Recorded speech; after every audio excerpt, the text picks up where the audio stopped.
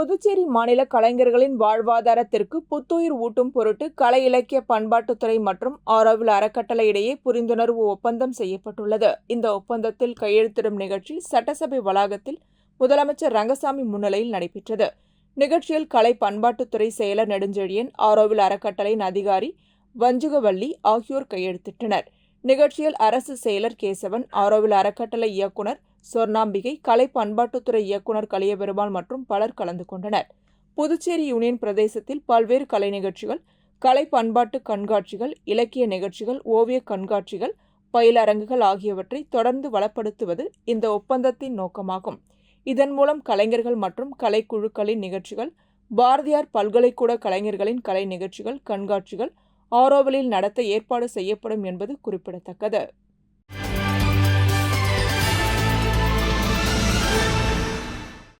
உருளையன்பேட்டை தொகுதிக்குட்பட்ட குபேர் நகர் வார்டு பகுதியான கண்டாக்டர் தோட்டம், பிரியதர்ஷினி நகர் பகுதியில் உள்ள வீதிகள் சிதிலமடைந்தும் சேதமடைந்தும் உள்ளது. இதனால் அப்பகுதி மக்கள் பெரும் சிரமம் அடைந்தனர். இதனை அறிந்த உருளையன்பேட்டை தொகுதி சட்டமன்ற உறுப்பினரும் சட்டப்பேரவை அரசாங்க உறுதிமொழி குழு தலைவருமான நேர் என்கின்ற குப்புசாமி பெரும் முயற்சியின் காரணமாக குடிசை மேம்பாட்டு திட்ட ரூபாய் 36,26,000 நிதியுதவியுடன் குடிசை மாற்று வாரியத்தின் மூலம் பணிகள் துவங்குவதற்கான பூமி பூஜை விழா சட்டமன்ற உறுப்பினர் நேரு தலைமையில் நடைபெற்றது. இவ்விழாவில் குடிசை மாற்று வாரிய தலைமை அதிகாரி சுந்தரராஜன், உதவி பொறியாளர் அனில்குமார், இளநிலை பொறியாளர் பாஸ்கர் மற்றும் குடிசை மாற்று வாரிய அதிகாரிகள், ஊழியர்கள் பலர் கலந்து கொண்டனர். மேலும் இந்நிகழ்ச்சியில் உருளையன்பேட்டை தொகுதியைச் சேர்ந்த மனிதநேய மக்கள் சேவை இயக்க பிரமுகர்கள், நிர்வாகிகள், மகளிர்கள் மற்றும் அப்பகுதியைச் சேர்ந்த பிரமுகர்கள், அப்பகுதி மக்கள் என பலரும் கலந்து கொண்டனர்.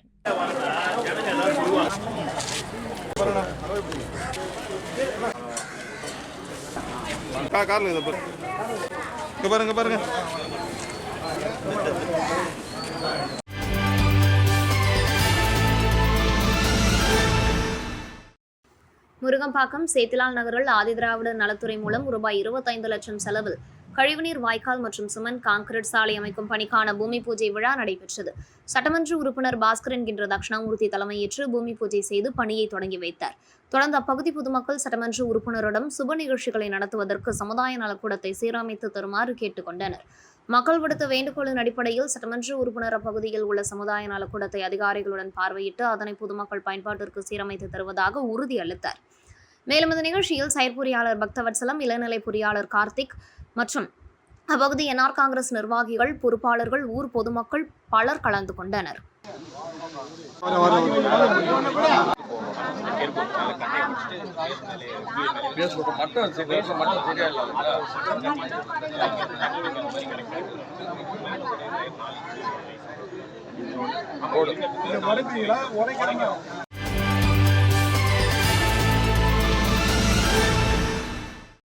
புதுச்சேரி மூலகுளத்தில் நடராஜ் என்பவரது இருசக்கர வாகன ஒர்க் ஷாப் தீப்பிடித்து எரிந்தது. இதில் 8க்கும் மேற்பட்ட இருசக்கர வாகனம் எரிந்து சாம்பலானது. இதனை அடுத்து பாண்டி பைக்கர் டெக்னீஷியன் அசோசியேஷன் சார்பாக நிவாரண உதவியாக 63,700 ரூபாய் கொடுத்து உதவப்பட்டது. இந்நிகழ்ச்சியில் நிறுவன தலைவர் ரவிபாலா, தலைவர் லெனின், செயலாளர் முருகானந்தம், பொருளாளர் ரவிச்சந்திரன் மற்றும் துணை செயலாளர்கள் பெருமாள், நாகராஜ், மணிகண்டன் மற்றும் பகுதி செயலாளர்கள், செயற்குழு, பொதுக்குழு உறுப்பினர்கள் மற்றும் சங்க உறுப்பினர்கள் பலர் கலந்து கொண்டனர்.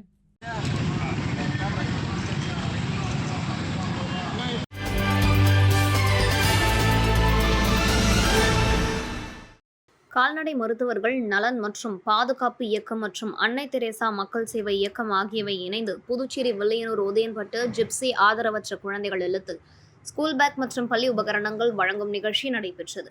நிகழ்ச்சிக்கு கால்நடை மருத்துவர்கள் நலன் மற்றும் பாதுகாப்பு இயக்க தலைவர் மருத்துவர் செல்வமுத்து தலைமை தாங்கினார். சிறப்பு விருந்தினராக புதுச்சேரி கால்நடைத்துறை இணை இயக்குநர் டாக்டர் குமாரவேல் கலந்து கொண்டு பள்ளி குழந்தைகளுக்கு ஸ்கூல் பேக் மற்றும் சிற்றுண்டி வழங்கினார். முன்னதாக அன்னை தெரேசா மக்கள் சேவை இயக்க செயலாளர் செல்வபாண்டியன் அனைவரையும் வரவேற்று பேசினார். இந்த நிகழ்ச்சிக்கான ஏற்பாடுகளை இயக்க நிர்வாகிகள் வெங்கடேசன், ஆதித்தன், குமரன், சிரஞ்சீவி ஆகியோர் செய்திருந்தனர்.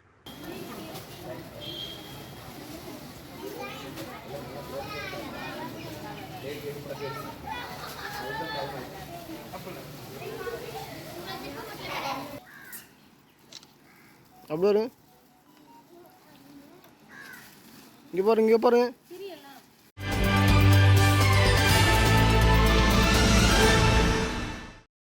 வில்லியனூர் கொம்யூன் ஆரியபாளையத்தில் எழுந்தருளி இருக்கும் அருள்மிகு ஸ்ரீ பொய்யாமொழி விநாயகர், ஸ்ரீ புட்லாய மாரியம்மன், ஸ்ரீ கங்கையம்மன், ஸ்ரீ எல்லையம்மன் ஆடைய செடல் உற்சவ திருவிழா நடைபெற்றது. முன்னதாக பார்சாகை வார்த்தல், அதனைத் தொடர்ந்து அய்யனார் அப்பனுக்கு பொங்கலிடுதல் நிகழ்ச்சியும் நடைபெற்றது. இதில் பக்தர்கள் கலந்து கொண்டு செடல் தரித்து தங்களது வேண்டுதலை நிறைவேற்றினர். தொடர்ந்து காத்தவராயன் சுவாமிக்கு கும்பம் படைத்தல் நிகழ்ச்சியும் சுவாமி திருவீதி உலாவும் நடைபெற்றது. நிகழ்ச்சிக்கான ஏற்பாட்டினை விழா குழுவினர்கள் மற்றும் ஆரியபாளையம் ஊர் கிராமவாசிகள் செய்திருந்தனர்.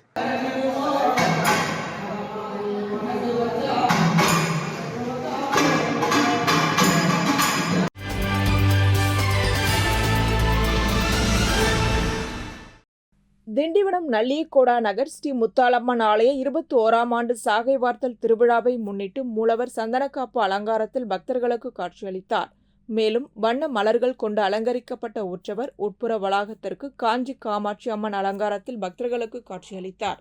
தொடர்ந்து உற்சவர் மற்றும் மூலவருக்கு பூஜைகள் செய்யப்பட்டு பஞ்சமுக தீபாராதனை, கற்பூர ஆரத்தி ஆகியவை காண்பிக்கப்பட்டது. மேலும் வண்ண விளக்குகளால் அலங்கரிக்கப்பட்ட முத்துப்பல்லக்கில் வீதி உலா நடைபெற்றது. விழாவிற்கான ஏற்பாட்டினை ஆலய நிர்வாக குழுவினர் மற்றும் விழா குழுவினர் செய்திருந்தனர். இதில் நல்லியக்கோடா நகர் மற்றும் JP நகர் பொதுமக்கள் கலந்து கொண்டனர்.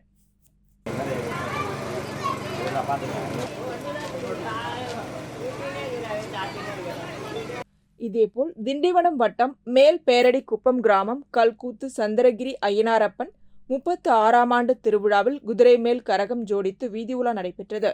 முன்னதாக தாம்பூலம் மற்றும் மங்கள பொருட்கள் கொண்டு பக்தர்களால் மணமக்கள் அழைத்து கோவில் உட்பிரகாரத்தில் இருந்து மைய மண்டபத்திற்கு வந்தடைந்து மேலும் விநாயகர் பூஜையுடன் இனிதே தொடங்கியது. திருக்கல்யாண நிகழ்வுகள், கால் நடும் வைபவத்துடன் கலச பூஜை, காப்பு கட்டுதல் ஆகியவை நடைபெற்றன. தொடர்ந்து உற்சவர் ஸ்ரீ பூரணி பொற்களை ஆகிய இரு தெய்வங்களுக்கும் மங்கள நான் அணிவிக்கும் வைபவம் நடைபெற்றது. தொடர்ந்து வண்ண விளக்குகளால் அலங்கரிக்கப்பட்ட வாகனத்தில் ஸ்ரீ அய்யனாரப்பன் மணக்கோலத்தில் பக்தர்களுக்கு காட்சியளித்தார்.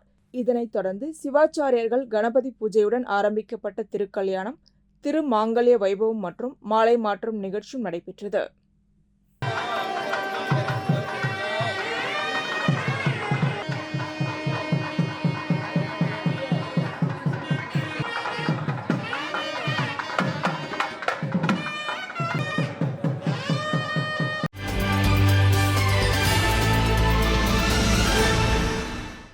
புதுச்சேரியில் முதலியார், கருணீகர் போன்ற சமுதாயத்தினர் பொது பட்டியல்களில் இருந்து வருகின்றனர். மத்திய அரசு மண்டல கமிஷன் பரிந்துரையின்படி பிற்படுத்தப்பட்டோர் பட்டியலில் புதுச்சேரியில் வசித்து வரும் முதலியார், கருணீகர் போன்ற சமுதாயத்தினரை சேர்க்கவில்லை. அவர்களுக்கு மத்திய அரசு பணி மற்றும் உயர்கல்வியில் சேர்வது சிக்கலாக உள்ளது. புதுச்சேரி மத்திய அரசு பல்கலைக்கழகத்தில் பூர்வீக முதலியார், கருணீகர் சமுதாயத்தை சேர்ந்த ஏழை மாணவர்கள் படிக்க முடியாத சூழ்நிலை ஏற்பட்டு வருகிறது. ஆனால் தமிழ்நாடு அரசு இவை இரண்டு சமுதாயத்தையும் மாநில அரசு பிற்படுத்தோர் பட்டியலில் இணைத்துள்ளது. எனவே மத்திய மாநில அரசுகள் முதலியார், கருணீகர் சமுதாயத்தை பிற்படுத்தப்பட்டோர் பட்டியலில் சேர்க்க நடவடிக்கை எடுக்க வேண்டும் என இதுகுறித்து புதுடெல்லியில் தேசிய பிற்படுத்தப்பட்டோர் ஆணைய தலைவர் கன்ஸ்ராஜ் கங்காராம் அகிர் நேரில் சந்தித்து சட்டமன்ற உறுப்பினர் அங்காளன் கோரிக்கை மனு அளித்தார்.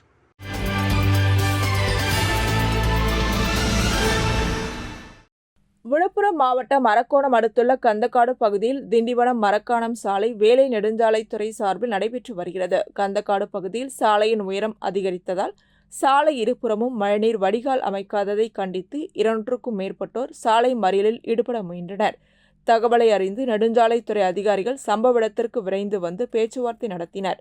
அதிகாரிகளுக்கும் பொதுமக்களுக்கும் கடும் வாக்குவாதம் நேரிட்டது. இதனால் அப்பகுதியில் சிறிது நேரம் பரபரப்பு காணப்பட்டது.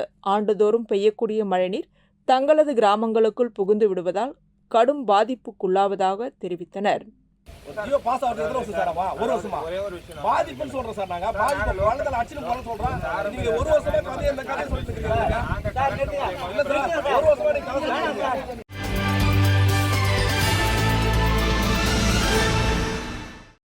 வில்லியனூர் மார்க்கெட் வீதியில் உள்ள தேவி ஸ்ரீ ஏழை மாரியம்மன் கோவிலில் 96ஆம் ஆண்டு சடல் உற்சவத்தை முன்னிட்டு கொடியேற்றம் நிகழ்ச்சி நடைபெற்றது. இதனைத் தொடர்ந்து முக்கிய நிகழ்வாக அம்மனுக்கு சிறப்பு அபிஷேகம் மற்றும் சடல் உற்சவம் நடைபெற்றது. இதில் பக்தர்கள் கலந்து கொண்டு அலகு குத்தி செடல் தரித்து வாகனங்களை இழுத்து தங்களது வேண்டுதலை நிறைவேற்றி அம்மனுக்கு நேர்த்திக்கடன் செலுத்தினர். இதனைத் தொடர்ந்து காத்தவராயன் சுவாமிக்கு கழுகுமரம் ஏறுதல் நிகழ்ச்சி நடைபெற்றது. இதில் பக்தர்கள் கலந்து கொண்டு சுவாமி தரிசனம் செய்தனர். தொடர்ந்து மின் அலங்காரத்துடன் சுவாமி வீதி உலா நடைபெற்றது.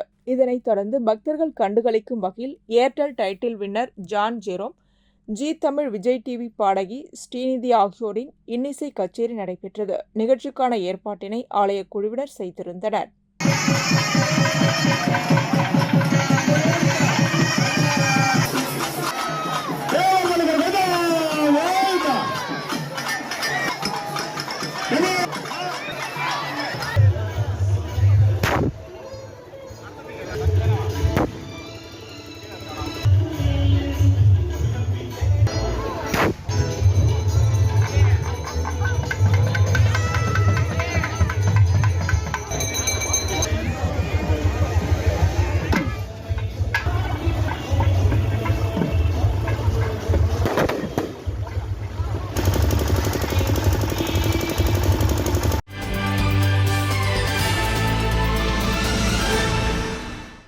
புதுச்சேரி கரும்பு விவசாயிகள் ஆலோசனை குழு கூட்டம் வேளாண் மற்றும் விவசாயிகள் நலத்துறை அலுவலகத்தில் நடைபெற்றது. இயக்குநர் வசந்தகுமார் தலைமை தாங்கினார். கூட்டத்தில் கரும்பு விவசாய சங்க தலைவர் முருகையன் முன்னிலை வகித்தார்.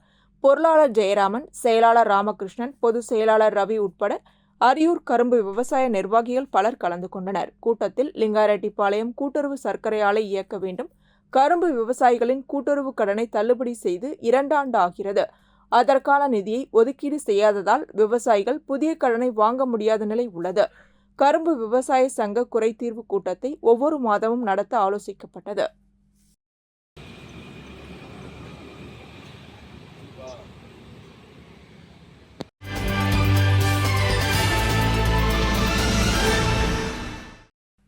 வாழைக்குளம் அப்பாவு நகரில் செங்கழுநீர் அம்மன் கோவில் உள்ளது. இங்கு 96வது ஆண்டு செடல் விழா கொடியேற்றத்துடன் தொடங்கியது. இதனை ஒட்டி அம்மனுக்கு சிறப்பு பூஜைகள் நடத்தப்பட்டு கோவில் கொடிமரத்தில் கொடியேற்றப்பட்டது. பின்னர் தீபாராதனை காண்பிக்கப்பட்டது. தொடர்ந்து அம்மன் திரு வீதி உலா நடைபெற்றது. இதில் பக்தர்கள் கலந்து கொண்டு சுவாமி தரிசனம் செய்தனர். திருவிழாவில் முக்கிய நிகழ்ச்சியான செடல் அணிதல் வருகின்ற 26ஆம் தேதி நடைபெறுகிறது. இதனைத் தொடர்ந்து ரத உற்சவம் மற்றும் தெப்ப உற்சவம் நடைபெறவுள்ளது.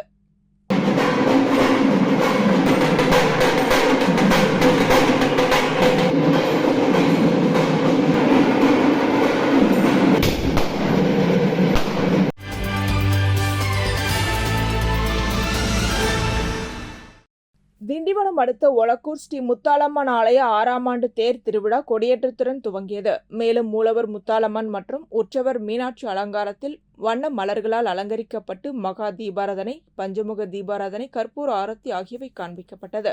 உற்சவர் மீனாட்சி அலங்காரத்தில் குதிரை வாகனத்தில் வீதி உலா காட்சி நடைபெற்றது. இதில் பக்தர்கள் கலந்து கொண்டு சுவாமி தரிசனம் செய்தனர். விழாவின் முக்கிய நிகழ்வான திருத்தேர் உற்சவம் வரும் 26ஆம் தேதி நடைபெறவுள்ளது.